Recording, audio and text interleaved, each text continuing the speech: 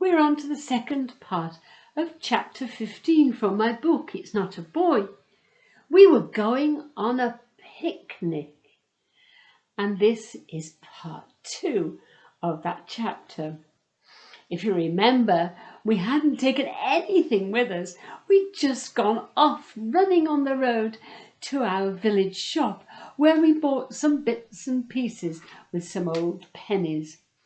And when we'd had our picnic, so-called, we ran off to the church, the village church and the churchyard, and we played amongst the graves, which had old kilner jars on with dead flowers that you can see behind me.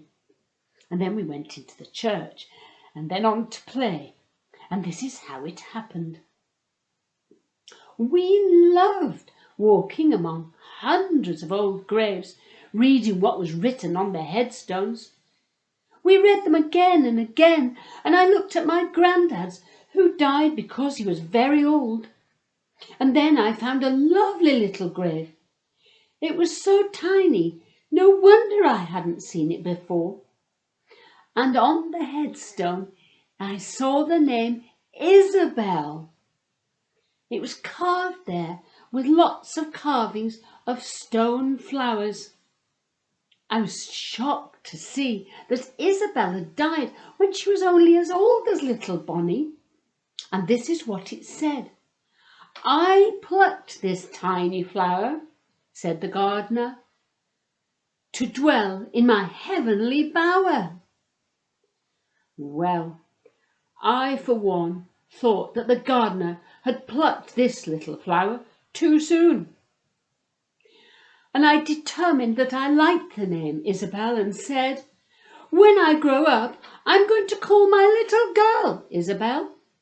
And I sighed. "Isabel, Isabel, Isabel necessary on a bike," laughed Terry. And we all shrieked with laughter. I laughed as well, but I wish I hadn't, because I felt sorry for this little Isabel suddenly. Anyway, we soon all stopped laughing because we went to Gum Church, where it was very black and cold and not at all funny. We pushed its big wooden door open, just a crack, and it pushed back, and it creaked, not wanting to let us in. But we pushed inside, and it was just like being in Miss Smith's shop, without any sunshine. It was certainly not the sort of place you would laugh. "You have to pray," said Terry, as he sat down in a dark pew when it swallowed him up. "What do I say?" "Shh! You have to be respectful." So we all sat down, and I sat next to Terry and bowed my head to pray. But no words came. I didn't know what to say. I only knew one prayer that I'd learnt at Sunday school, and I couldn't remember any of those words now somehow. So I did bow my head, and I just said, "Please," without knowing why. And I squinted out of my eyes until I saw Terry get up and go out, and then I copied. We all tiptoed out when we felt the sun suddenly shining full of life again, and we all laughed and ran off as fast as we could. We were going to our secret island. The secret island was surrounded by a black moat just behind Gum Church. There was an old crumbly brick bridge which you wouldn't go on, because if you went across that bridge you could just tell it would give way and you would fall down into the black water underneath. So we had another plan. The crossing was made easy for us because a tree from our land had fallen across over the water and onto the other side where the island was. All we had to do was walk across that horizontal trunk. We all sat down on some grass when we got there, and Terry shared out some crisps, And they made us thirsty again, and so we had to suck on our guddies with hardly any spit left in our mouths, while Gwendy told us a story about that island. There was a house there once, and it stood proud and tall, and inside there were all sorts of gorgeous things of gold and silver, because the owner was a very rich man. He'd chosen the island as a special place for him and his wife. And one day they had a baby, and it was a baby girl, and they were very pleased, because they didn't particularly want a boy, because they were not farmers. They called the little girl Isabel, and she had everything she wanted, toys, and her clothes were made of silk and satin. But one day something terrible happened. The little girl wandered off on her own and fell into the deadly water. And that little girl is buried in Gum Churchyard. She was called Isabel.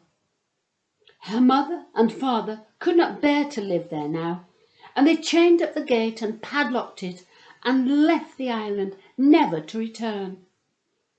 I was sad at first, but soon put it to the back of my mind as we went on to play. We played cowboys first, from bits of wood bent to make guns, and we shouted bang and pointed them at people. And when you were shot, you had to fall on the floor and count to 100, and then you were alive again and carried on playing. When we were fed up of that, we played hide and seek. When I was it, I counted to 100 with my eyes closed next to a hollow walnut tree. It was huge, and its bark was rough with deep cracks and crevices. I stood there with my eyes tight shut, counting automatically. And I imagined Isabel coming here to this tree when she was a little girl, and maybe her mother got some nuts for her to eat. She was a very lucky little girl, because I'd never had any nuts to eat. But then, of course, she wasn't lucky, because on one of her trips, when no one was looking, she had a terrible accident and drowned and died. My voice trembled when I thought of it, and it went high and wobbly. 98, 99, 100, coming or not. Off I went, searching through the undergrowth. All the briars had tumbled down, and the tree trunks were across the way. I wandered among some old bricks of rubble, and I thought this must have been Isabel's house. I kicked at a brick to see if I could see any of her toys, but of course they had gone a long time ago.